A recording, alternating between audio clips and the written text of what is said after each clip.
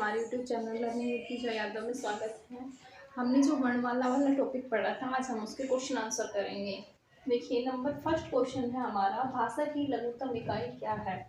लघुत्तम का अर्थ होता है छोटा, यानी भाषा की जो सबसे छोटी इकाई है वो क्या है। फर्स्ट ऑप्शन देखिए, अक्षर, शब्द, वाक्य और वर्ण। तो भाषा की जो सबसे छोटी इकाई होती है वो क्या होती है, वर्ण होती है। अब इस वर्ण के बारे में, भाषा का जो लिखित रूप है या ध्वनि का जो लिखित रूप होता है वो तो क्या कहलाता है, वर्ण। और वर्णों का जो मौखिक रूप होता है वो क्या कहलाती है, ध्वनि कहलाती है। वर्णों का मौखिक रूप क्या कहलाती है, ध्वनि कहलाती है। तो भाषा की सबसे छोटी लघुत्तम इकाई क्या है, वर्ण है। अब इसमें जो ये तीन ऑप्शन और हैं, हम इसके बारे में भी जानेंगे। नंबर फर्स्ट है हमारा अक्षर। अक्षर किसे कहते हैं, यानी नहीं, और क्षर का अर्थ होता है जो समाप्त नहीं होते हैं। जो समाप्त नहीं होते हैं वो तो क्या कहलाते हैं, अक्षर कहलाते हैं। शब्द, वर्णों का जो सार्थक समूह होता है वो क्या कहलाता है, शब्द कहलाते हैं। ऐसे वर्ण जिनका कोई ना कोई अर्थ निकलता है वो क्या कहलाते हैं, शब्द कहलाते हैं। और थर्ड ऑप्शन है वाक्य। शब्दों का सार्थक समूह क्या कहलाता है, वाक्य कहलाता है। नंबर सेकंड क्वेश्चन है, ध्वनि का लिखित रूप क्या है। अभी मैंने अगले पिछले क्वेश्चन में ही बात की थी कि जो ध्वनि का लिखित रूप है वो तो वर्ण है, और जो वर्णों का मौखिक रूप है वो क्या है, ध्वनि है। तो इसमें पूछा गया है कि जो हमारी ध्वनि है उसका लिखित रूप क्या है। तो ध्वनि का लिखित रूप क्या कहलाता है, वर्ण कहलाता है।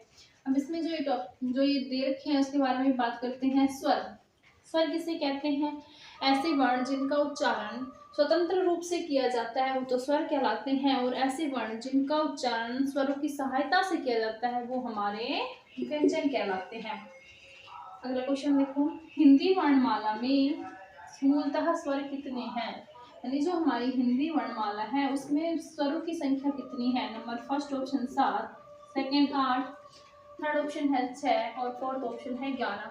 तो हिंदी वर्णमाला में मूलतः स्वरों की संख्या होती है 11। अब ये 11 स्वर कौन कौन से होते हैं, देखिए, ए, आ, ई, दीर्घ ई, उ, दीर्घ उ, री, ए, ओ और औ। ये जो वर्ण होते हैं ये हमारे क्या कहलाते हैं, स्वर कहलाते हैं। हिंदी वर्णमाला में ये जो स्वरों की संख्या कितनी है, 11 है, ये हमारे स्वर हैं। अगला क्वेश्चन, वर्णमाला किसे कहते हैं। वर्णमाला, वर्णों का सार्थक समूह क्या कहलाता है, वर्णमाला कहलाता है। फोर्थ क्वेश्चन है कि वर्णमाला में मात्रा का अर्थ है। वर्णमाला में मात्रा का अर्थ क्या है, वर्ण की मात्राएं, ध्वनि के परिणाम, वर्णों का क्रम, वर्ण के उच्चारण में लगने वाला समय। तो जो वर्णमाला है उसमें मात्रा का अर्थ क्या होता है, वर्णों के उच्चारण में लगने वाला समय जो होता है वो क्या कहलाता है, मात्रा कहलाता है। यानी किसी वर्ण में एक मात्रा का समय लगता है, किसी वर्ण में 2 मात्राओं में लगने वाला समय क्या कहलाता है, मात्रा कहलाता है।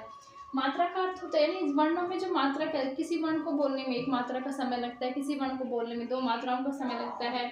तो ये जो वर्णमाला है इसमें मात्रा का अर्थ क्या है, वर्णों के उच्चारण में लगने वाला समय।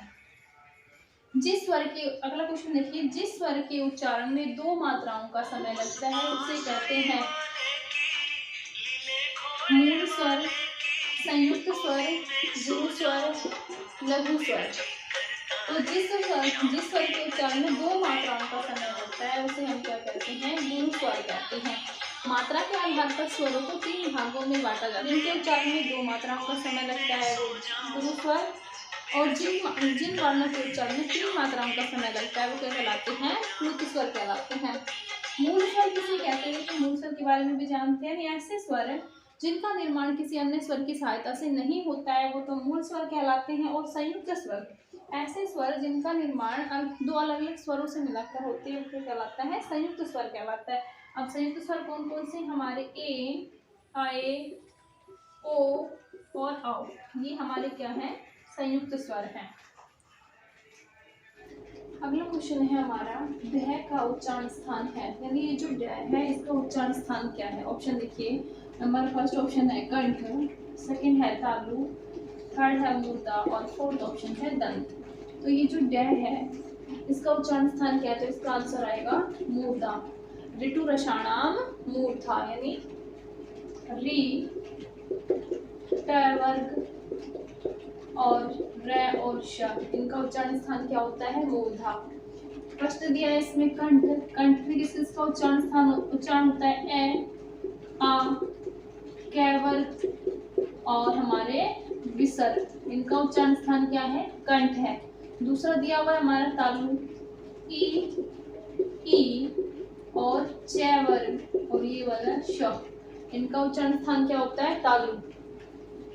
लास्ट में दिया है दंत, दंत का उच्चारण, दंत से किन किन वर्णों का उच्चारण किया जाता है, ल और त वर्ग,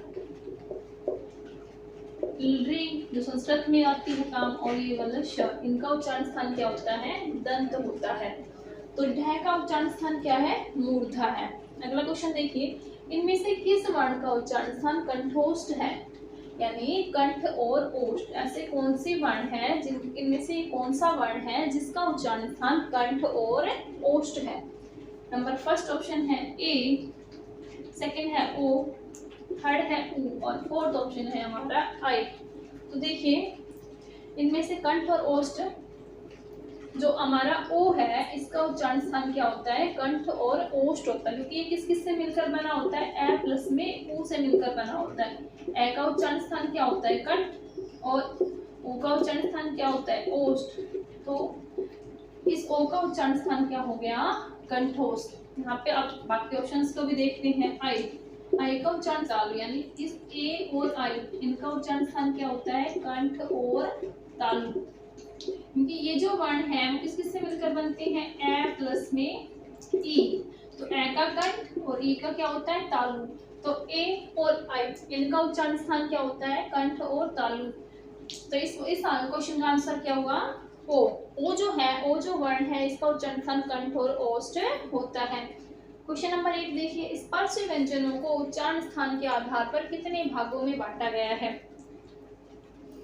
ऑप्शन देखिए 3, 4, 2 और 5।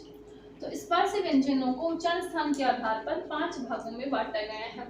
सबसे पहले बात करते हैं कि स्पर्श व्यंजन कहते किसे हैं। ऐसे वर्ण जिनको उच्चारण करते समय हमारे जीभ या मुख के किसी न किसी भाग को अगर स्पर्श करती है तो वो क्या कहलाते हैं, हमारे स्पर्श व्यंजन कहलाते हैं। और उच्चारण स्थान के आधार पर इनको 5 भागों में बांटा गया। 5 भाग कौन कौन से, देखो, कंठ, ओष्ठ, तालु, मूर्धा और दंत। तो उच्चारण स्थान के आधार पर इन 5 भागों में हमने स्पर्श व्यंजनों को बांटा है। लास्ट क्वेश्चन है हमारा, देखिए, निम्न में से किस वर्ण का उच्चारण स्थान अन्य 3 वर्णों से भिन्न है, यानी इसमें से कौन सा वर्ण है जिसका उच्चारण स्थान अन्य 3 वर्णों से भिन्न है, त, थ, श और श। तो ये देखो, त, थ और श, इन सब का उच्चारण स्थान तो क्या होता है, दंत होता है। और इस वर्ण का यानी श, इसका आंसर होगा, श का उच्चारण स्थान क्या होता है, तालु होता है। बाकी के क्वेश्चन हम कल की वीडियो में करेंगे।